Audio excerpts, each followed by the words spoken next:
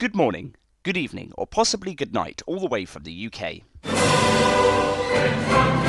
As it is customary to have a speech at a wedding, then it was decided that as Pete and Alex are generally not into their customs, except of course whilst being strip searched at various airport destinations around the world, that a video speech in which Pete is vilified as his most embarrassing and gory details are aired to the rest of the world, and Alex is hailed upon high as possibly heaven sent for putting up with Pete's general lack of urgency for anything, would be best suited for the type of people that they are. Generally, most speeches start with a joke.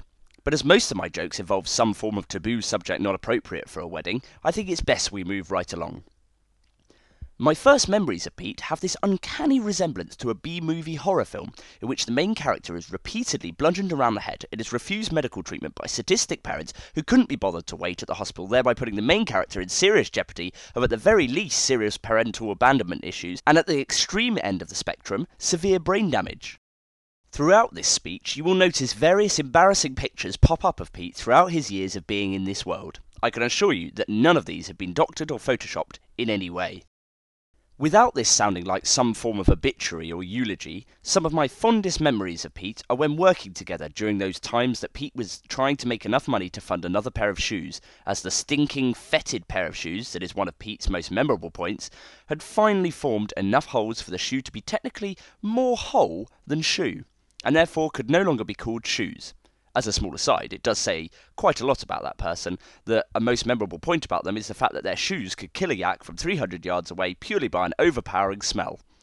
Even now, I still have vibrant nightmares of those shoes, rising from the pit of oblivion in which they are currently polluting the water table and slowly treading their way towards me like a low-budget version of Thing from the Addams Family.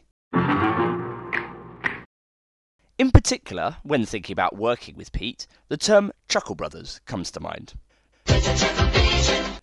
Not purely because my mind often flits to the Chuckle Brothers in times of need because of their overpowering ability to spread love and joy, but because Pete had an uncanny ability to make the most mind-numbing of tasks of painting white coat over white coat actually enjoyable. He was also pretty good at rectifying any of my mistakes and ensuring that Pete Monday only had 2 or 3 swearing sessions per day rather than into double figures.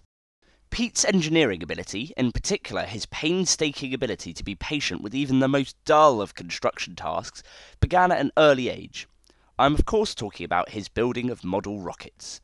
Pete was not the kind of engineer who would dive straight into building, quite the opposite in fact. Like a true geek, Pete decided he needed to sit a model rocket safety exam first.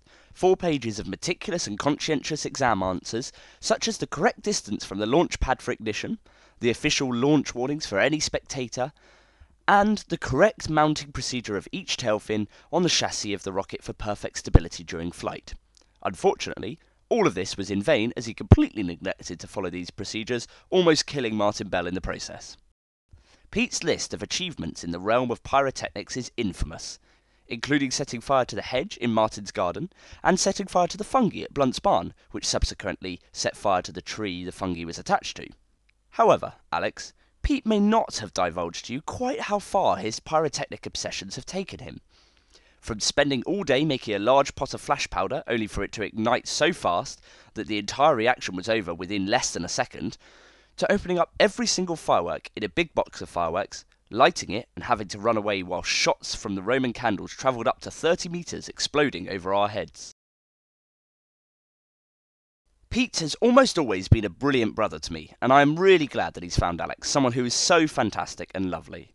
The reason for me saying almost always is because at school, when it was Pete's prefect duty to supervise the lunch queue, and I was just a naive Year 7, Pete would often bring me to the front of the queue, lulling me into a false sense of security by making me think I was getting special access to get into the canteen early, then denying me entry and sending me right to the back to begin queuing again.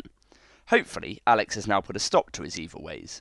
Now, it is well known that Pete is very creative with his timekeeping, and I have every respect for Alex for putting up with his fantastic ability to be consistently 10 minutes late for everything. In fact, Alex, as you are watching this, Pete is probably about 3 minutes 27 seconds away from turning up, so you'll need to give him an overview about what I've talked about so far. Pete and Alex met whilst travelling in Oz, and it is fitting that they should be married where they first fell in love. There is no doubt that they are absolutely perfect for each other. Like apple and crumble, sponge and pudding, Rolf Harris and his wobbleboard.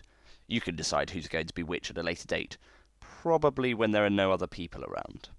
However, as we cannot be there, I would just like to say congratulations. I know that you're going to make an amazing life together in Oz, and we can't wait to visit you soon. So, cheers.